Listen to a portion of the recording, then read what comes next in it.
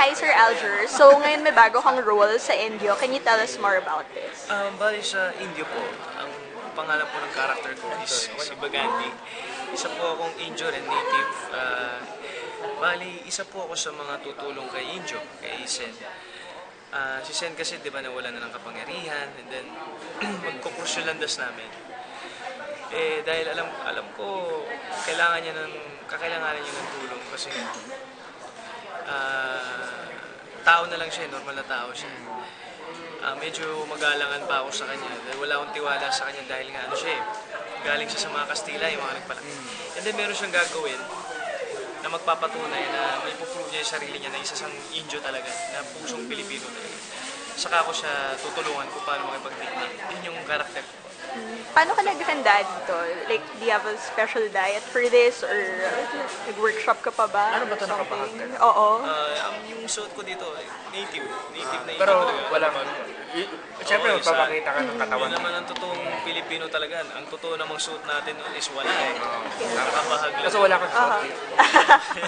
Bahag lang. Tapos, Pero hanggang dulo to? ang sabi nila sa akin is hanggang sa katapusan. Talaga? Okay. Swerte tayo. So, yung diet. Meron din. Siyempre, nagda-diet din tayo. Ayaw ko lang malubos na di presentable yung katawan natin. Sa mga acting naman, sa workshop, sa character, nag-workshop na rin. Naghahanda na rin. Tapos, first time mo ba kasi na to? Magtrabaho? Yes, opo. First time. Bali, excited nga ako makatrabaho si Sen eh. Kasi marami na kaming project na hindi natuloy. Bali, ito yung pangatlo eh. Then finally matutuloy na. Ano ba yung dalawa? Sa Panday. Yung isa? Panday rin. Panday rin. Yung kasi yung Panday, pangalawa. napalitan yung character ko, natanggal ako. Tapos yung pangalawa, napalitan ako ulit kasi hindi ko maibibigay yung oras ko dahil nga meron kaming schedule sa ibang bansa. So ito yung pangatlo Na finally, na finally ay natuloy. tuloy. Kasi sexy ka, paano mo ba na-achieve yung katawan mo? Gano'ng katagal mo bang pinagtrabahuan? Ang sekreto is consistent ka lang. Dapat maging consistent ka lang. Kasi 16 years old pa lang ako. Bata pa lang ako, atleta na talaga ako. Anong sport? Basketball. Tapos nung 16 ako, nag-start na akong magbuhat gym eh. Hanggang ngayon, di pa rin ako tumigil. So anong taong ka nung medyo may six-pack ka na? Lumabas yung peak ng katawan. Nung 19 ako. Ano yung 19 years old. 3 years bago. haba? Kaya. Hindi ganun kadali. Hindi ganun kadali talaga. yung Regular ka naman as in mga 3 times a week ka na nag-gym doon. Hindi lang. Umabot ako sa... Sorry. Umabot ako sa everyday. Talaga? Oo, everyday. Kasi diet ka pa dati, parang kamote na yan ang kinakain mo. Ang diet kasi, maraming diet. Ang diet ko kasi marami akong kinakain. Pero malinis. I mean, kamote, pero sa damo ka lang kamote naman. Isda, steam na isda, tapos manok, chicken breast, na walang asin, pero sa dami naman. Yun yung mga diet ko, tsaka fruits and veggies. So talagang nagbibuild ng for muscle talaga. Tapos anong may babakasin ka ba sa Holy Week? O sa summer? Summer plans. Iniisip ko Kayo? family banding. Family, gusto ko Punta Fuego At saan yun? sa Batangas. Yeah. Diba? Mayroong narirentahan ng mga bahay doon. Tapos, Oh, ganda ng infinity pool doon. oo, di ba? Kumusta na pala yung resort mo? Sa Bulacan ba yan?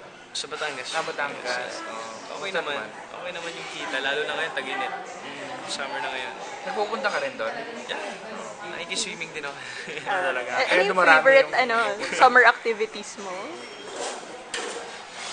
Bigyan mo kami ng top 5. Summer activities. Wow. Bukod sa matulog yun. Gusto ko mag-trekking eh. Talaga. Trekking. Na-try mo na? Oo. Hiking, trekking, road trip. Road trip, isa yun sa mga na-enjoy ko. Minsan, mas enjoy pa nga yung road trip eh.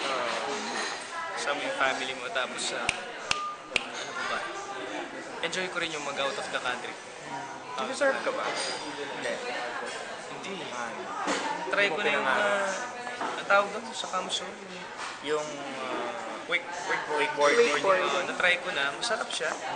Masaya, pero Hindi mo trip. hindi ko kinarir eh. Yung tipong sabihin mong hindi. Ano pa ba? Summer. More on outdoor eh.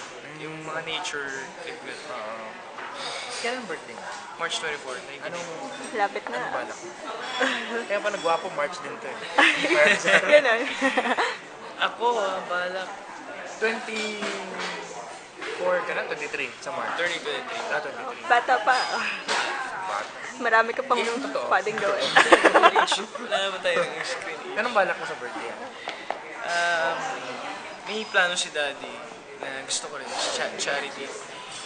Thanksgiving, ibabalik namin yung blessings na bumabalik sa amin. Yung kikitain ng concert is yung pag-charity namin. Kasi family kami Sa concert ito. Yun ang gusto niya. Ako, si Vin, tsaka siya. Ang wish ko lang is sa birthday ko lahat ng mga importante tao sa akin. Makarating.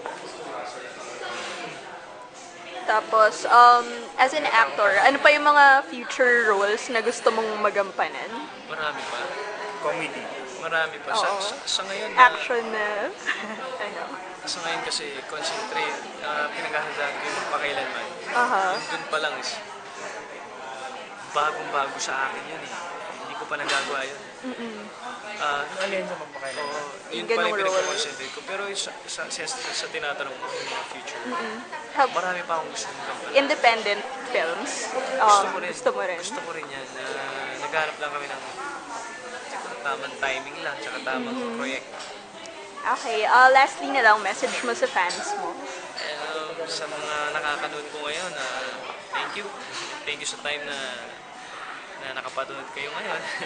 Siguro, ano ba? Ano masasabi ko? Sana hindi sila magsawa. Sana hindi kayo magsawa. And itong 2013 po, taon po natin ngayon. Ako po bilang isang actor, celebrity, gagawin ko po lahat ng aking makakaya. Tatrabaho po talaga ako na maigi para mabigyan ng hustisya yung mga trabaho ko, yung mga gagampanan ko. And makapagbigay ng kaligayahan sa inyo. Pagpapasexy man yan. Maraming maliliit. Sigurado. Bibigyan ko po sa inyo at saka kung pag-deliver ng pagiging isang good actor, pag-aaralan ko po talaga para sa inyo.